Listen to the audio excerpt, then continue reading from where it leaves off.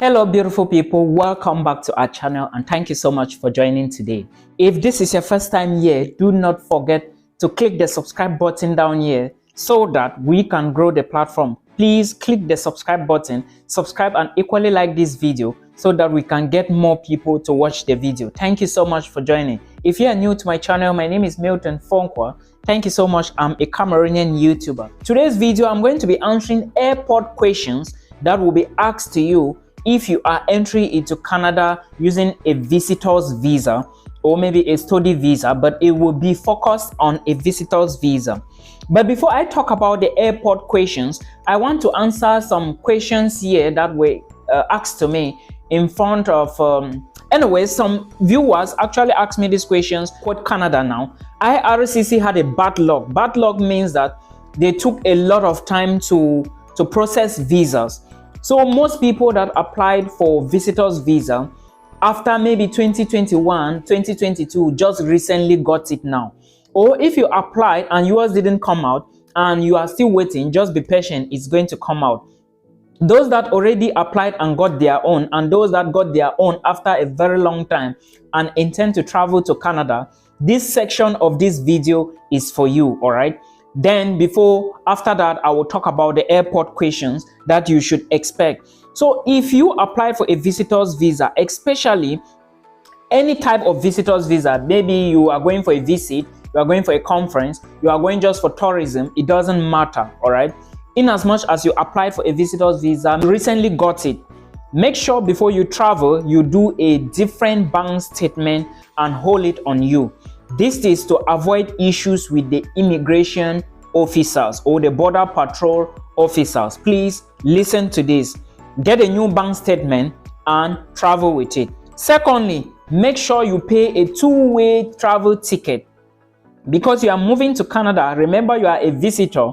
Though you are going into Canada with the intention that you are not going to change the visa, you are not going to come back to your home country. Of course, the immigration also knows that, but make sure you show them a two-way travel ticket because you are going as a visitor. They know that you have to leave Canada, all right? Though you can convert your visitor's visa to a working permit or a study permit, but show them the proof that you will return back home. Now, the proof is a two-way travel ticket. Don't pay one way, pay two ways. When paying, make sure the travel agency know that you are not going to return back like the Turkish airline. If you tell them, they are going to tell you what to bring and what to do, so that when you travel, then somebody back home is going to collect your deposit. As soon as you arrive Canada, you can tell the person to collect your balance. They will tell you how much you can get back, all right? It's possible. So make sure you pay a two-way flight ticket, because when you arrive at the airport in Canada, probably at your home airport, you have to show your two-way ticket.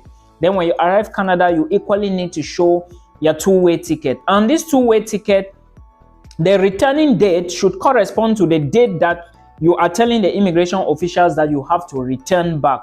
Remember, you also have a form at the airport that you are going to be filling. There is a form at the airport, you have to fill that form, then you submit it to the border patrol. I think it's a questionnaire. They are just asking you some basic stuff, so you need to respond to that. Now, remember to have cash on you. Someone reached out to me a few days back and was asking me how much cash they need on them. In as much as I know, if you are going to be spending at least 1 week, which is 7 days and above, you should have at least $5,000 on you.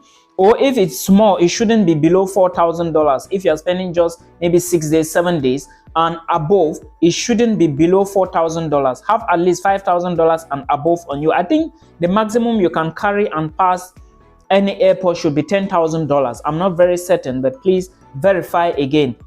You need money on you. You are a visitor, all right? Now, remember, if you applied for a conference, this is the time for you to look for another conference, because if you apply, let's assume that you applied for a conference in 2021, the date has passed, right?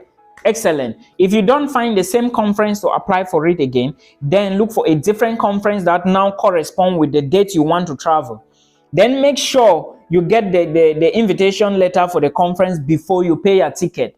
Don't pay your ticket at the end of the day, you don't get an invitation letter. Your conference letter should be available on the day. Remember, you should go into Canada at least 1 or 2 days to the beginning of the conference, all right? So estimate the date you are arriving. And remember, if you are going with a conference ticket, make sure you book your returning ticket exactly maybe after 1 day the conference is over. All right, so you don't give the immigration reasons to suspect you.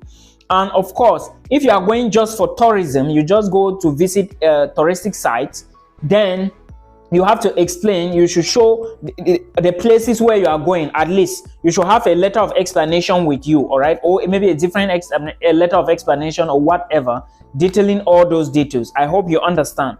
Then you should equally know the places you are going to, be able to show them on a PDF document. You equally need to show proof of accommodation. If you are going for tourism, if you are going for visit, of course, if you have an invitation letter, you equally need to show the person's address. You understand? Conference, you show your conference letter. If you are going for tourism, I think that you just need to show your letter of explanation and explaining the places where you are going to visit. Then make sure you have, if you are going for tourism and a conference, make sure you show where you are going to be staying. The hotel, fully paid. You have to pay it to give the visa official assurance. Then again, let's talk about some of the questions that you are going to be asked. But before I talk about the questions, let me talk about some of the things. If you are carrying luggages, please don't take a lot of bags. Don't carry a big bag if you are going for just maybe 1 week, right? Minimum you should have is a small box with maybe your addresses inside and some other details. Don't carry big bags, except you are going for maybe 2 months, 3 months, 4 months, 5 months, and you can add maybe 1 or 2 boxes. But again, remember, you are going for visit. Don't give them any reasons to start suspecting you. All right, remember, you should answer the question straight to the point. Don't elaborate too much. Where are you going? I'm going for visit. All right, what is your purpose of visiting Canada? I'm going for I was invited. I'm going for tourism. I'm going for a conference. Simple, short questions. Because the more you explain, the more questions will follow up, and maybe before you know, you start having issues. All right, now these are some of the questions. I have them on my jotter here. They might ask you, what are you going to do? Now in this, just say I'm going for a visit, I'm going for a conference, I'm going for tourism. All right, then you should be able to show those documents I mentioned. How long do you intend to stay? If you are going for 1 week, say 1 week. If you are going for 2 weeks, say 2 weeks. Then you show your return ticket. Of course, if they ask you, show them, but make sure you pay your ticket. It has to be paid. Don't book it. You must pay it. Make sure, very important, I almost forgot this. Before you travel, I'm talking now to those of you who use agents to do your visas. Make sure you have your IRCC portal with you. They might ask you to open your IRCC portal to show them, right? You have to open it. Please make sure you have your codes, your email, and your password. If you use an agent, make sure you get it. It's very important. I almost forgot to explain this in all my videos I've been talking about. Even you are a student, make sure you have that account with you. All right, then the address of where you are going to stay. If you are going, like I said, if you are not having somebody or someone is not inviting you, make sure you have the receipt of paid accommodation, hotel booking. All right, booking.com is going to do the magic. So please make sure you put this into consideration. If you are carrying luggages, I already explained about that. Don't carry food, because some of you like food a lot. Don't carry food. You will buy food in Canada. All right, I'm saying this because someone asked me in one of my videos, Milton, how many luggages should I carry? Should I take my food?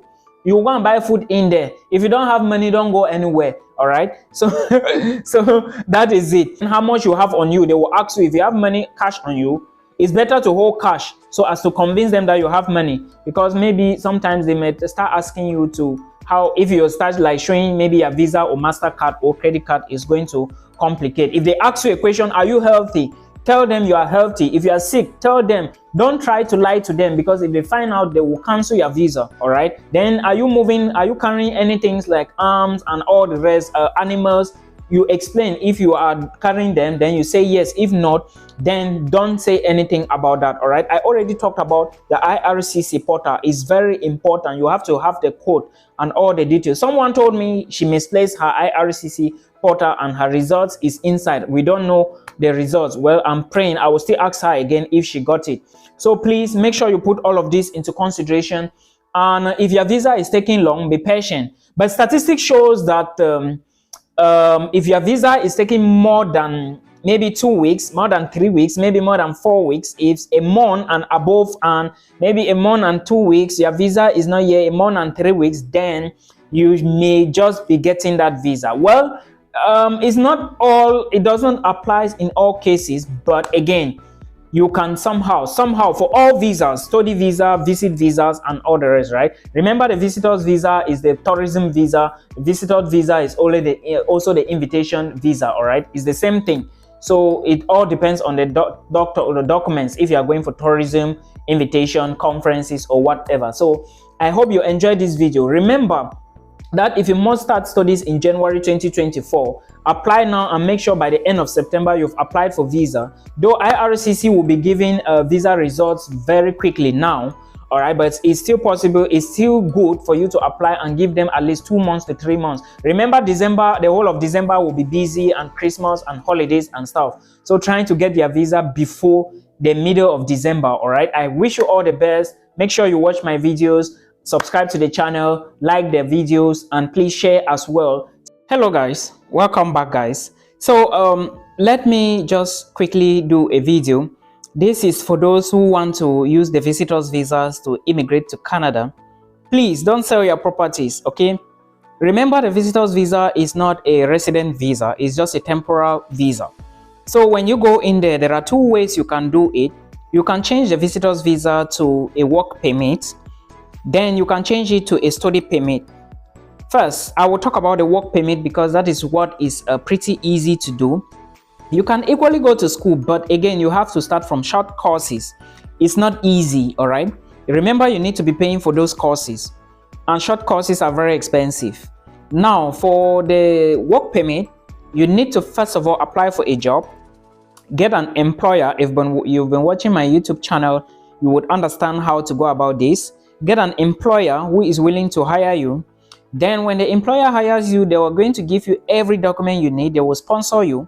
Then they will give you what is called LMIA, Labor Market Impact Assessment. They have to apply for it first from the government. Then the government is going to approve it. Now remember, the LMIA is from the employer, and the government needs to know if the employer actually posted that job and there was no Canadian citizen or no permanent resident in Canada who was willing to take up that job. That is the reason why they are giving to you who is on a visitor's visa. Most of the time, the visitor's visa take maybe 1 month, 2 months, 3 months, sometimes even 4 or 5. And now most employers, they are not willing to follow this procedure because they have to wait and do some follow-up. Though it's $1,000, but it's not really a problem to most people. The problem is just the process. But again, if the employer sees that you have the qualities, of course, you have to send your CV, your qualifications may equally count here. Then hopefully they are going to employ you. So I would say, do not be discouraged. If you think that you have the necessary documents to apply for a visitor's visa, why not use it and go into Canada? As a gentleman, you can cope, all right? If you can hustle up in your own home country and save money, while in Canada you can hustle up and find a job. It's just easy, but know that you would need your employer to apply for LMIA, Labor Market Impact Assessment, labor market, yes, LMIA, Labor Market Impact Assessment, for you to work legally and to change your visitor's visa to a work permit. And from there, you can begin to bring in your family into Canada. Probably, yeah, maybe 3 months, 6 months. Remember, you have a maximum of 6 months to stay in Canada, and you cannot stay more than 6 months. But your visitor's visa, it can be given for maybe 3, 4, 5, 6, or 7 years, depending on your passport duration, even 10 years, it depends. Right, so this is something you need to put into consideration. Don't sell your things yet, but if you are going into Canada, I will advise you to strategize so that you know what you're going to do when you arrive in Canada. I wish you all the best. Please note that for more information, you can always follow my YouTube channel for details. All right, detailed videos on my channel. Till we meet again.